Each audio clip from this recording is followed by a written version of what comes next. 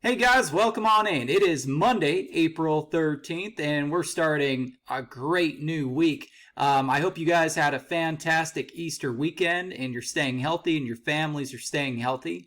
Let's go ahead and kick things off today.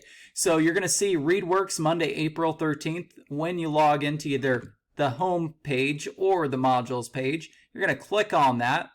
And as always, you've got your ReadWorks directions right here. And to access ReadWorks, remember to get the correct class code. So this is the class code for period 1. This is class code for period 2, so on and so forth. So make sure to get that correct class code. That way I can make sure you get a grade in the grade book.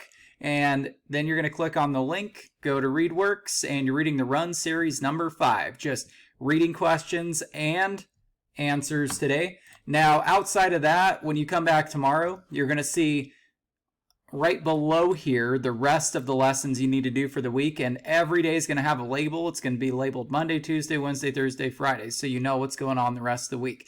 Okay, good luck today, and thanks for tuning in.